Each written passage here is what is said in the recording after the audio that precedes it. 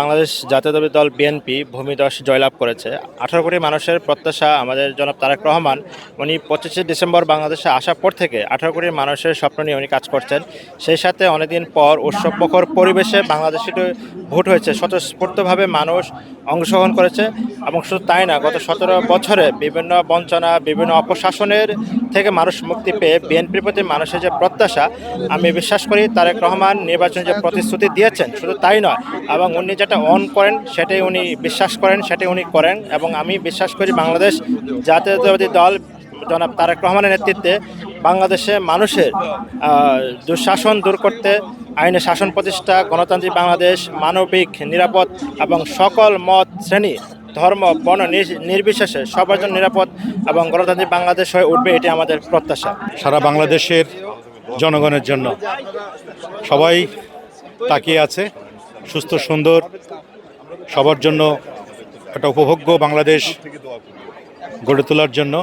সেই স্বপ্ন বুকে নিয়েই সাধারণ মানুষ ভোট দিয়েছেন। আমাদের প্রধানমন্ত্রী জনাব তারেক রহমান ওনার সর্বস্ব দিয়ে চেষ্টা করবেন এই বাংলাদেশের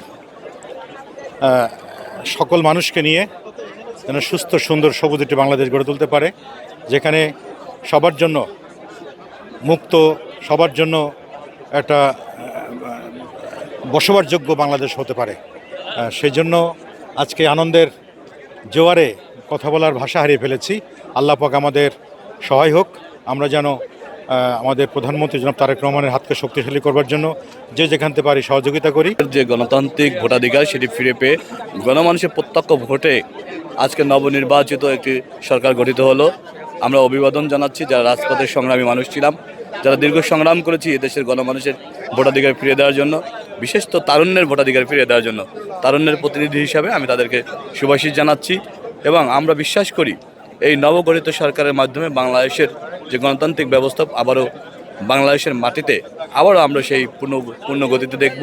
আমরা দেখব গণমানুষ তাদের যে আকাঙ্ক্ষিত গণতন্ত্র সেটি ফিরে পেয়েছে। আমরা দেখব বাক স্বাধীনতা থেকে শুরু করে সাম্য মানবিক বাংলাদেশ গড়ার যে প্রত্যয়ে এই সরকার গঠিত হয়েছে, সেই বাংলাদেশ আমরা নিশ্চয়ই লক্ষ্য করবো ইনশাআল্লাহ।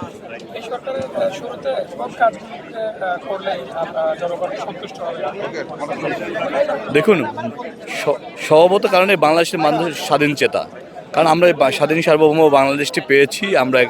আমরা 30 লক্ষ শহীদের রক্তের বিনিময়ে 2 লক্ষ মা বোনের সম্ভ্রমহানির মাধ্যমে।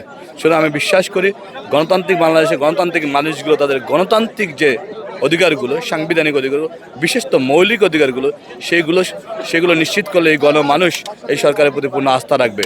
সরকারের প্রতি আমার উদাত্ত আহ্বান এবং অনুরোধ থাকবে, আপনারা ভোট বিপ্লবের মাধ্যমে গণমানুষের আস্থার মাধ্যমে দীর্ঘ সময় পরে এদেশে একটি জনগণের প্রত্যক্ষ ভোটে নির্বাচিত সরকার গঠিত হয়েছেন। সুতরাং আপনাদের কাছে মানুষের প্রত্যাশা খুবই বেশি। বিশিষ্ট একজন ছাত্র, ঢাকা বিশ্ববিদ্যালয়ের সাবেক শিক্ষার্থী হিসাবে আমাদের প্রত্যাশা হলো এদেশের গণমানুষের যে মূল আকাঙ্ক্ষা স্বাধীনতা, সার্বভৌমত্ব এবং গণতন্ত্র অক্ষুণ্ণ রেখে গণমানুষের মৌলিক অধিকার নিশ্চিত করা, বিশেষত সাম্যের বাংলাদেশ তৈরি করা। এরকম একটা বসন্তের বিকেলে এই অনুষ্ঠানে থাকতে পারলাম সরকারের একটা অংশ হিসেবে, এটা একটা ইতিহাস। আর আমরা সকলে মিলে চাই আমাদের একজন ইয়াং সরকার প্রধান হয়েছেন, তার নেতৃত্বে রাষ্ট্র এগিয়ে যাবে। আমরা সহযোগী হিসেবে থাকব। জনগণ যাতে আইন শৃঙ্খলা, বাজার এবং মিনিমাম স্বাধীনতা নিয়ে চলতে পারে। মানুষের প্রত্যাশা কম, সরকার এবং আমরা যেন মানুষের প্রত্যাশাটা পূরণ করতে পারি, এটাই যথেষ্ট, এটাই আমাদের কামনা। ঐতিহাসিক একটা দিন এবং ঐতিহাসিক দিনের সাক্ষী হওয়ার জন্য আমরা এখানে এসেছি, যে বাংলাদেশের বহু প্রতীক্ষিত গণতন্ত্র ফেরত এসেছে। এবং আপনারা ইতিমধ্যেই জেনে গিয়েছেন যে আজকে সকালে বাংলাদেশের প্রধানমন্ত্রী হিসেবে দায়িত্ব নিয়েছেন আমাদের বিএনপি চেয়ারম্যান জনাব তারেক রহমান সাহেব। এবং নতুন যে মন্ত্রিসভা গঠন হয়েছেন, একটা জিনিস খেয়াল করেছেন, তিনি কিন্তু প্রথম মন্ত্রিসভার বৈঠকেই বলে দিয়েছেন যে তার নির্বাচিত এমপিরা কেউ প্লট বা গাড়ি নিচ্ছেন না। তো এই যে এখন থেকে এবং দায়িত্ব নেওয়ার আগ মুহূর্তেই তিনি বিরোধী দলীয় যে নেতারা আছেন যারা নির্বাচনে অংশ নিয়েছিলেন তাদের নিজ বাসভবনে গিয়ে তাদের সঙ্গে সৌজন্য সাক্ষাৎ করেছেন। এ থেকেই আমরা আসলে দেখতে পাই যে আগামীর যে প্রত্যাশিত বাংলাদেশ, সেই প্রত্যাশিত বাংলাদেশের নবসূচনা হলো, নবদিগন্তের সূচনা হলো। ভিসি এলাম, দেখলাম, জয় করে ফেললাম। ভীষণ ভালো লাগছে, ভীষণ খুশি। এই দিনটির জন্য অপেক্ষা করছিলাম। আজকে দিনটি চোখের সামনে উপভোগ করলাম। এবং সবাইকে বলবো সবাই সরকারের পক্ষে কাজ করেন, সরকারকে সহযোগিতা করেন, দেশটাকে আমরা নতুনভাবে গড়ি এবং ইনশাল্লাহ সব কিছু খুব ভালো হবে। আজকে সংসদের দক্ষিণ প্লাজায় শপথ দিতে আসছেন। আজকে এখানে মন্ত্রী পরিষদের শপথ হবে, প্রধানমন্ত্রী জনাব তারেক রহমান সাহেব এবং তার মন্ত্রী পরিষদ।